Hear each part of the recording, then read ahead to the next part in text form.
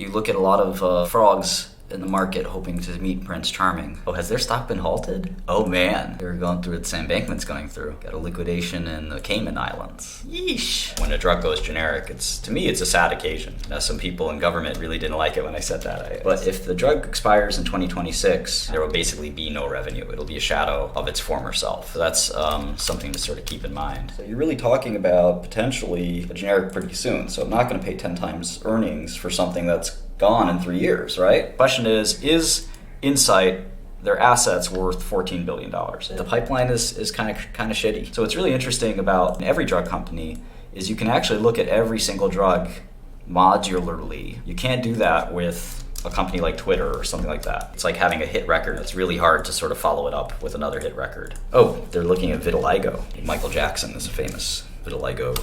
I don't know, my hair looks the same as it always has. My dad's 70, he's got a full head of hair. I think it was the same as it was 10 years ago. Usually people who are going bald don't have a ton of hair, but I don't know, maybe. But we'll see, you know? I'm kind of a vol cell anyway. If you just joined us, we're looking at a company called INCYTE. The stock ticker is INCY, it trades on NASDAQ. It's got about a $17 billion valuation. It's one of the biggest biopharma companies. Department of Justice, my favorite, $12.6 million settlement. You know, sometimes you gotta pay. The government comes out, their sharp stick, and they pay up, buddy. What do you got in your pockets over there? Give me some of that. What are you, in quote-unquote business? Yeah, we need a part of that business. We're in business too, buddy.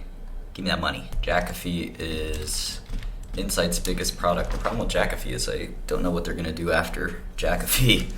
You can see most of the company's revenue is still JAKAFI. So INCYTE, just getting a couple of quarters down here in the model. Revenue's still growing a little bit. It's funny, I met so many people in prison who I try to explain business to, and they couldn't understand the concept of gross margin. They would think of it as a markup, which isn't the same.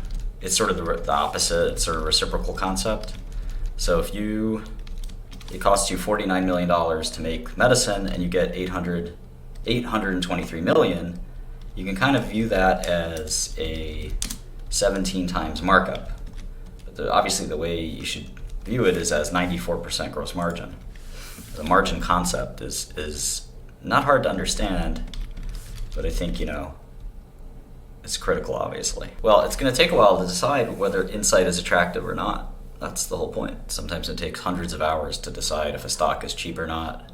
And even then, it's a moving target. It's very stochastic, right? It's not an easy thing. You know, you have to constantly be monitoring to see if the company is going off the rails, or better sometimes than you expect. So there's JAKAFI. Look at the growth, right? 400, 500, 550, 600, 620.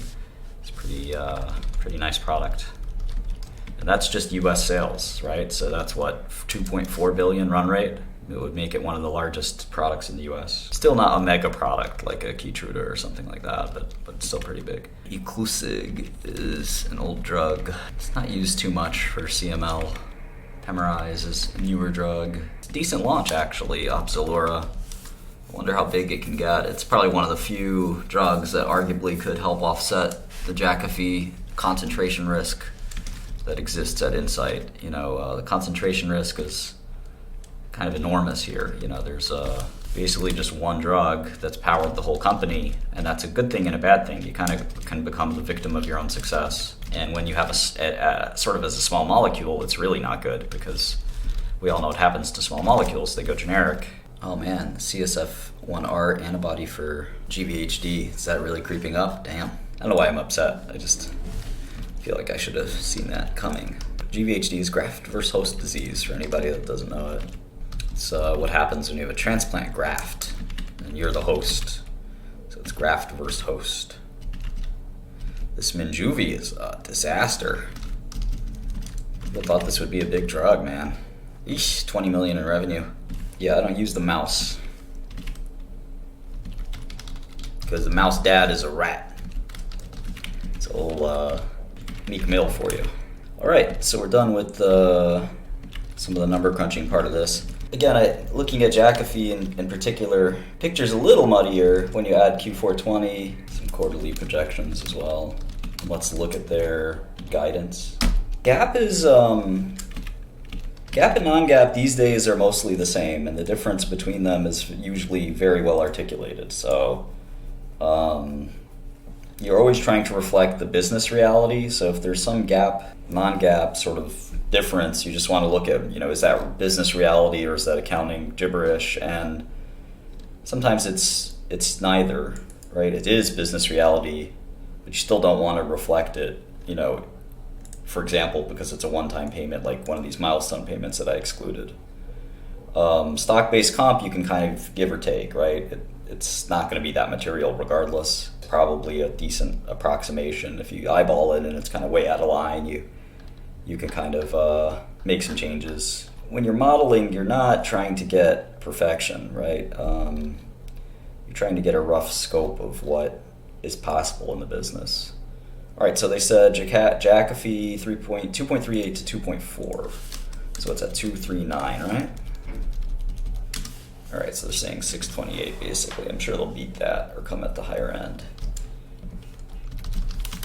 Let's just do JAKAFI year over year. It's probably a little conservative, but who knows? 𝗟cie𝗄𝗲𝗿 is the big question, right?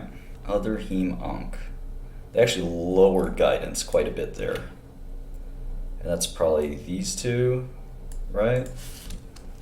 And Minjuvi. 𝗟𝗏𝗻𝗲𝗃 is 210. I have it at 210. They're saying 200 to 210. Okay, that's fine.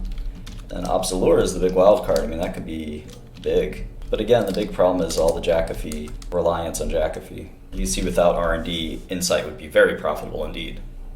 So it's kind of trading at,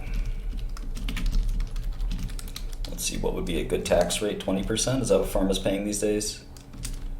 So they have 1.5 billion in net earnings after tax. What do they call it? NOPAT? As we learned in business school, net operating profit after taxes. So they're trading at 10 times NOPAT, or EV to NOPAT, or EV to net income, I should just call it. That's pretty cheap. But I don't think JAKAFI's even got 10 years left, right? Let's take a look at the IP. I think you have to seek the truth, right? DCFs are useful because it's all you have to go on is the company's future, right? If you own a business, that's what you're worried about, right? I think the other obvious thing is company management. Company management, though, is very, very hard to assess. You have to have a really good sense of that over time, and experience. That's where experience really helps an investor. You get a really good sense of the company's management team. All right, so JAKAFI is only going to last 4 more years, 3 more years. So you're really talking about potentially a generic pretty soon. So I'm not going to pay 10 times earnings for something that's gone in 3 years, right? I'm going to pay like 2 times earnings for that. So you have this major crisis that's coming. How the heck can they avoid the catastrophe of watching their main product, which is a blockbuster, huge, great product, sort of go away? This is the Orange Book patents all expire between 2026 and 2028. Maybe they can get a couple more years, but even still, that's not going to do the trick. It's a really, really bad situation there. I got to look at Olumiant too, but Olumiant is not a spring chicken either. It's an older drug. Yeah, we're going to have to see that, they replace basically JAKAFI with the pipeline. But it's going to be a tough thing to do. Let's go to the SEC filings real quick because I want to update what I call the Big Six, which is just the cap structure or the capital structure of the company, which is the stock price, which right now is $78 a share. I don't know if you got $78 in your wallet. I don't think I do. Let's take a look. I'm trying to go cashless, so I literally have $2 in my wallet. I think I have a crunkled up dollar here somewhere. 1 share is $78, so at least right now I can buy 10 shares of INCYTE. But you can add up how many you can buy. But there are 222 million shares out there, right? So just imagine, can you visualize 222 million things? All right, so there's 222 million shares of INCYTE, and there's $77 a piece. If you multiply those two, you get 17 billion, which is what the company is quote unquote worth. Now, what does that mean exactly? it's not clear. If you tried to buy, it's like quantum mechanics. If you actually tried to buy every single share, right, you would affect the stock price by doing so, right? So you can't really measure the value of a company by looking at its latest price. The same way you can't measure the momentum of a particle and look at its location. So if you tried to buy every single share of INCYTE, inevitably what would happen to the price of the stock? It probably would go up, right? Not definitely, but probably. The reason we look at the last sale principle, is that's all we've got to go on, right?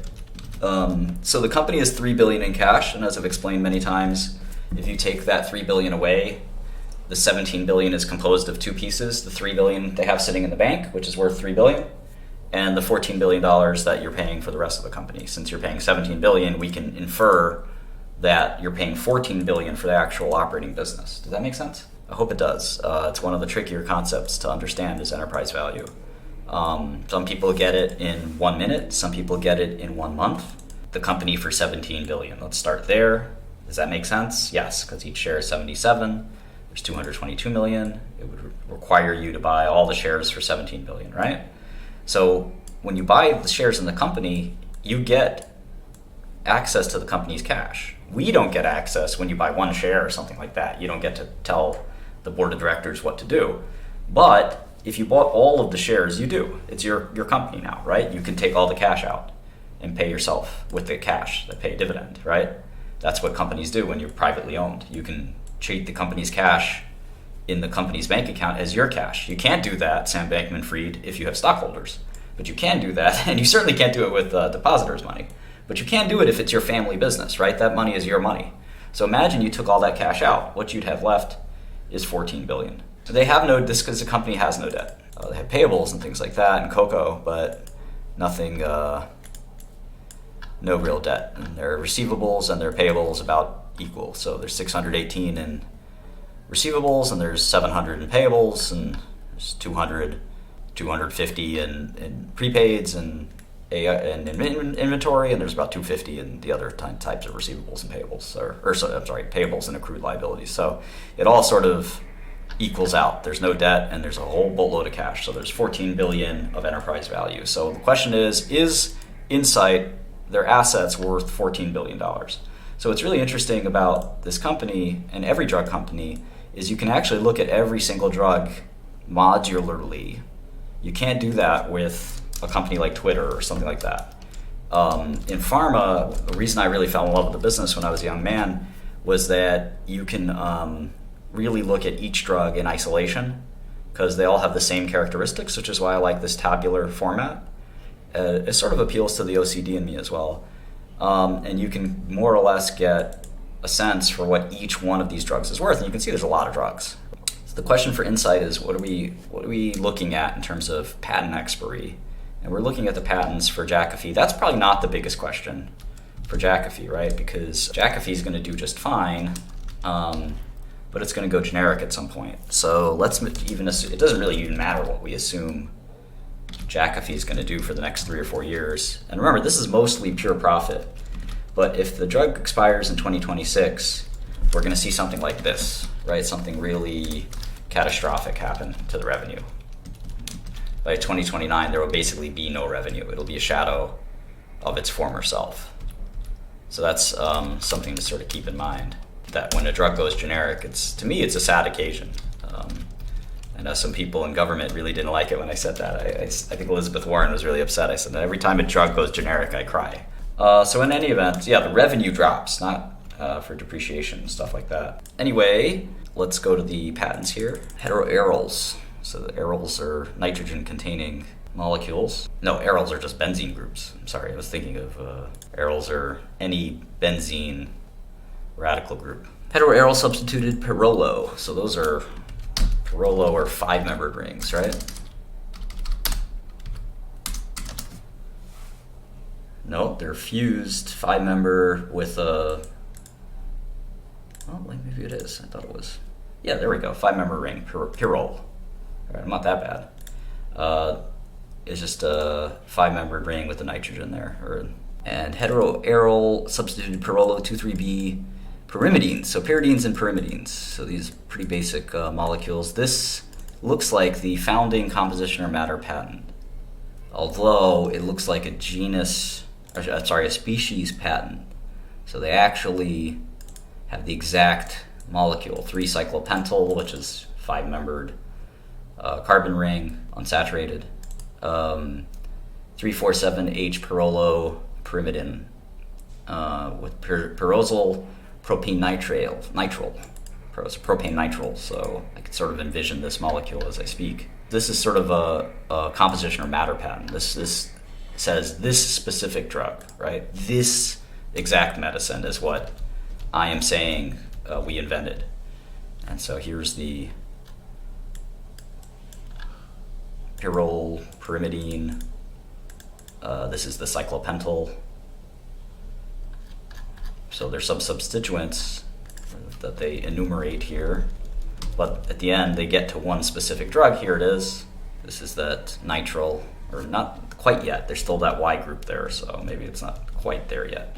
Well, let's go to the claims. Claims are at the end. They show that a lot of the drugs with this core scaffold, right, with those R1 and R2 groups, you can change the R1 and R2 groups and you still get efficacy.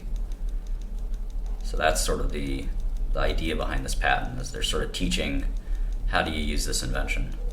All right, so anyway, enough chemistry. I don't think that's what matters here. I think what matters here is this.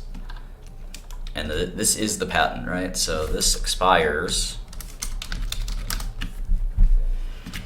12/24/2027. All right, so that's probably the best expiration date. Now, sometimes you can get a patent extended. You can get pediatric exclusivity and you can get Hatch-Waxman restoration. So both of those are possible. They're saying 12/24/2027. All right, so they get one more year here, and then on basically January 1st, right?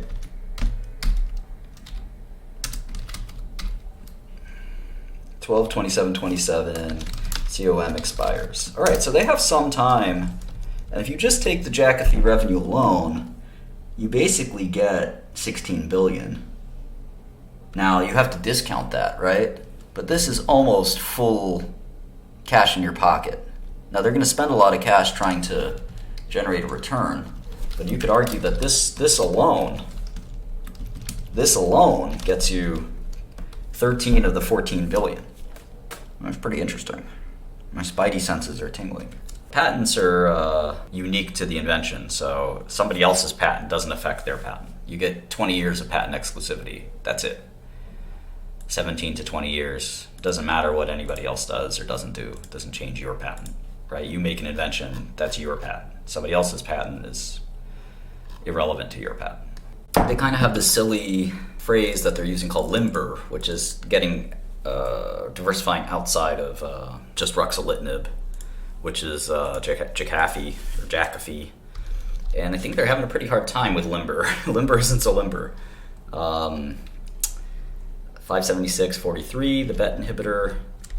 I don't know if that's going to do the trick.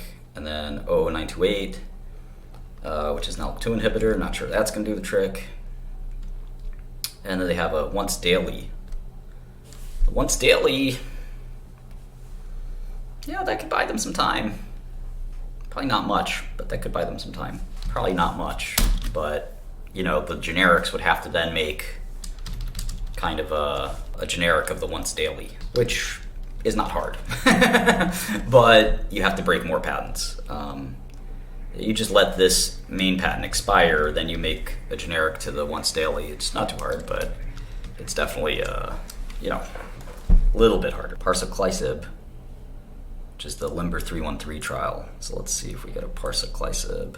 Here we go, LIMBER 313. This is first-line myelofibrosis, and this is a PI3K delta. I don't think these PI3Ks are going to do very much. Got LIMBER 304, which is a suboptimal response to Ruxo or JAKAFI. Then we got the BET inhibitor 576. All right, this is INCB 57643. And what are we calling this? Nope, this is a phase 2 with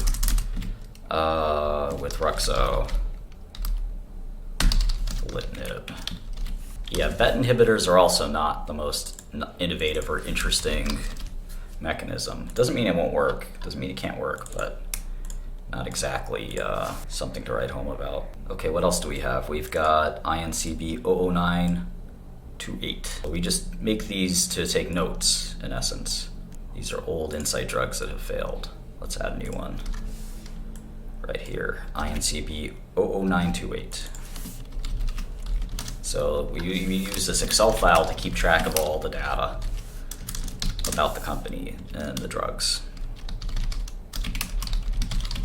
And you can see that INCYTE is kind of desperately trying to extend this myelofibrosis franchise they built with JAKAFI. Myelofibrosis is this like very indolent or slow growing cancer of the bone marrow. It's more like a bone marrow dysregulation than it is a full lymphoma or leukemia or bone marrow or bone cancer, or, I'm sorry, blood cancer.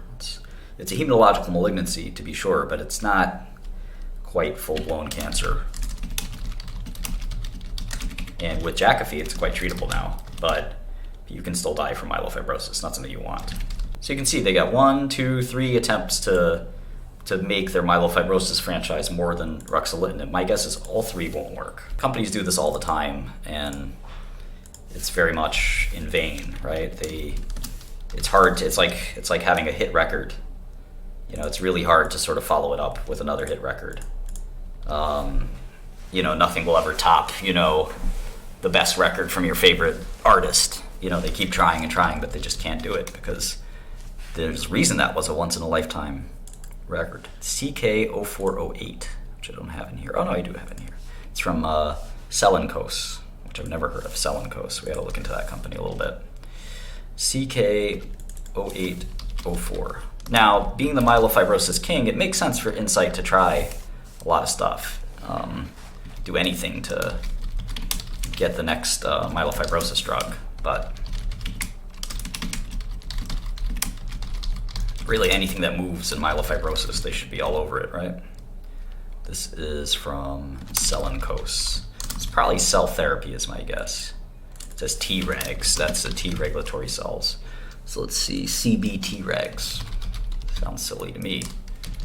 Let's see who 𝗟cie𝘄𝗲𝗶 is. Oh, this could be, CB is cord blood. That's the umbilical cord for those who don't know. Bone marrow failure, that's sort of what myelofibrosis is. Cord blood Tregs. All right, that doesn't sound like that'll work. Let's see, are these, what do they do to these cells is always the question I ask for these kinds of things. Looks like a selection, like exclusion type of approach. Oh, Global Cord Blood Corporation, GCBC, bought them out. Huh, that's funny. I don't know these guys. Gotta start looking at them. Greene County Bank Corp, that's not them. CO is their stock ticker, all right. Oh, I remember these guys. Not exactly a great company, but 400 million market cap. Oh, looks like they're liquidating. Got some issues. Oh, has their stock been halted? Oh man. No, maybe not. They're still all right. They're going through what Sam Bankman's going through. They got a liquidation in the Cayman Islands, the Grand Court. They're umbilical cord banking operator in China. Yeesh. Oh, they had 15 million Series A. So there's the next attempt. So that's 1, 2, 3, 4 attempts at myelofibrosis. So they got a phase 2, it looks like.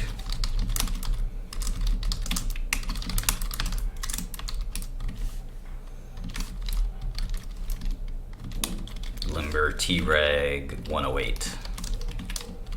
Again, China kind of throwing spaghetti at the wall and seeing what sticks. Not really promising, if you ask me. Nothing I've seen that looks like even interesting, remotely interesting science. This drug is for chronic GVHD, so this would not be for myelofibrosis. Those are different diseases, quite different, if you ask me. But there is a phase 2 here. 𝗥icitinib, or 𝗥ci𝗲𝗏. 𝗥ci𝗲𝗏, that's an antibody. So yeah, I mean, it doesn't look like they'll get out of their myelofibrosis cliff, is what they say in pharma. All right, so that's that, you know, I haven't looked at the data that gives them confidence to do the phase 2 trial, but GVHD isn't too big of a market, kind of regardless. I've looked at that personally for several different possible agents. It's a quite small market, but you can get into that market pretty quickly if you have efficacy. All right, so 𝗪𝗏𝗏𝗏 is approved for FGFR1 mutated cancers. I guess I have it down as FGFR2 inhibitor, but it probably inhibits both. Oh, okay, yeah, FGFR1, 2, and 3. That's what I have over here too. So that's sort of not a big seller. Pemigatinib. There's a glioblastoma trial. That'd be nice if that worked. Tough brain cancer. There's a non-small cell lung cancer trial. Again, FGFR1 is like this very well-trafficked indication. So Monjuvi, tafasitamab, that's a CD19. That's the one for morphosis. That's sort of been a bit of a dog. Sometimes these hematological malignancy drugs can have kind of late starts. Parsaclisib for 𝗚𝗏 or 𝗚𝗏 and 𝗚𝗏. Those are hemolytic anemias. Those aren't small indications. It could be good. I think parsaclisib's still not approved. That's the PI3K delta. And then you have retifanlimab, which is their like 8th to market PD-1 inhibitor. So this would compete with Keytruda and stuff like that. Really tough space. So they've gotten into squamous cell anal cancer, no jokes please, for potential FDA approval, because I think that's one market that the big pharmas have kind of ignored, although I do think that Keytruda has been tested in anal cancer. So, all right. So, doesn't look like they have a lot going on in anything in that space, in the oncology or hematological malignancy space. So, the $14 billion in enterprise value that looked cheap a minute ago, they have to have something else that looks interesting or exciting in immunology.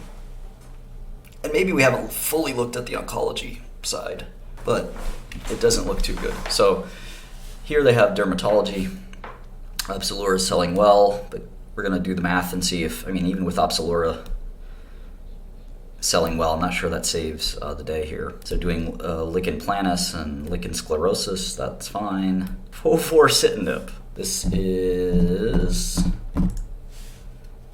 probably a JAK inhibitor. Yeah, JAK1. Yeah, the world doesn't need more JAK inhibitors. This is a little silly. You can make 1 million JAK inhibitors. That doesn't, I know Roivant just bought 2 of Pfizer's JAK inhibitors. They're like really good JAK inhibitors, but like we just don't need to turn JAK off that much. I would say sometimes we need, enough jokes. But it does turn the JAK receptors off, I will say that. See if they had a name for this thing at one point, INCY something, or INCB. Compounds start with INCB, right?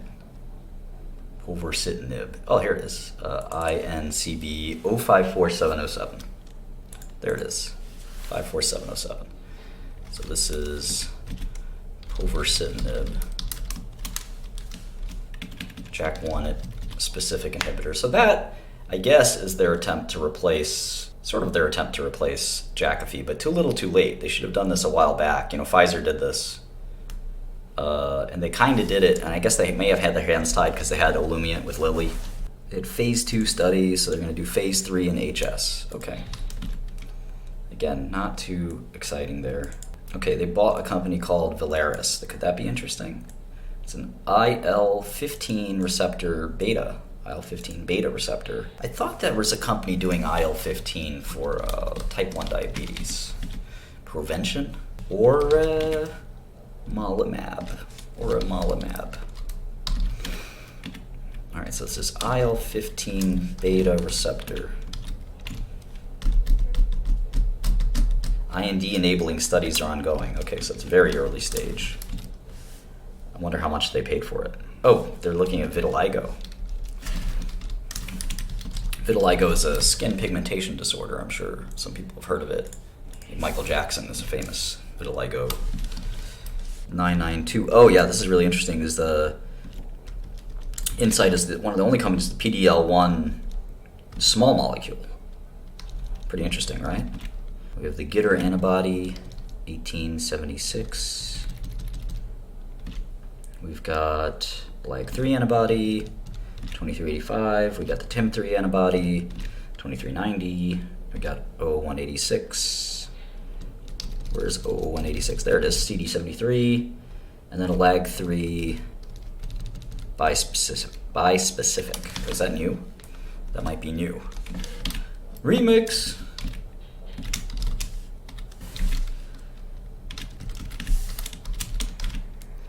LAG3 PD1 bispecific. All right.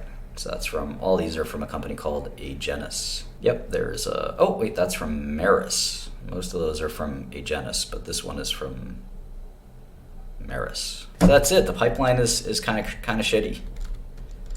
So we basically, yeah, I don't think this is going to be long, but I have to do the math, obviously. All right, so I calculate the company's stock is worth 120. It's trading at 78. And let's assume kind of nothing goes right for these guys. I also assume that the cream lasts a long time. If the cream doesn't last a long time, then it's only worth 105. Oh, I have taxes going backwards. Whoops, that'll change things. It's good to notice that mistake. I was wondering why it was up why it was much higher than I thought. Okay, that's more right. So I had 20% additional money coming to the company instead of 20% taxes coming out of the company. Wouldn't that be nice if the government said, hey, you made $100,000 this year, instead of paying $20,000 in taxes, we're going to give you $20,000 as a bonus. That's what they should do, I think. Unfortunately, the taxes are an expense, not a benefit. So yeah, the stock is worth 75, which is roughly almost exactly the stock price right now. So, and a lot of you guys probably are amazed. I didn't try to get it to be worth what the stock price is trading at, but I think that the what's sort of amazing is, like, you do all this math, you do all this research, and then you find out that the stock is trading at exactly what the company's, you know, the fair value that you calculated. And it's frustrating because you do all this work and you're hoping to find a bargain. You're hoping to find something that, you know, all this work you did, and we're just getting started, right? We have to go through all these drugs really carefully and see if one of them might be a diamond in the rough. We didn't do that, obviously, right now. We kind of took a quick glance at them. I used some of my judgment over the years to say, okay, I don't think these are any good. And I'm being very sort of conservative if you think about it, because I'm sort of saying that none of those drugs will ever make it. But on the flip side, I'm also not expensing all the money they're going to spend on those drugs. You can see they're spending $1 billion a year. So every time they make a bet that loses, that's the company's cash that you could be getting that's gone. So you're sort of betting on management to figure out which one of these drugs will be a hit. And their track record is kind of mixed. You know, they've had some wins, but they've definitely had some losses too.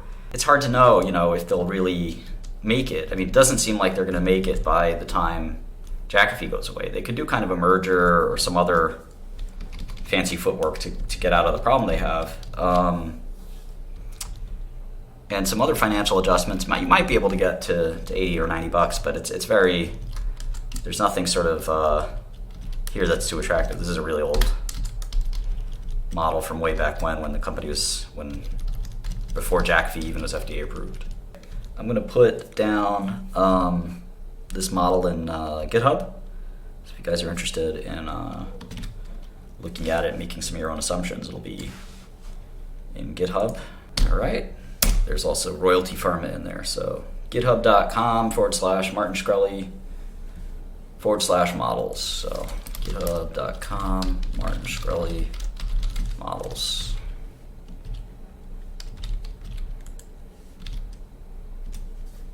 Try to make this one of the most starred repos on GitHub. Yes, I think this one's an O. But, you know, c'est la vie. You look at a lot of frogs in the market hoping to meet Prince Charming. Maybe not my favorite analogy, but the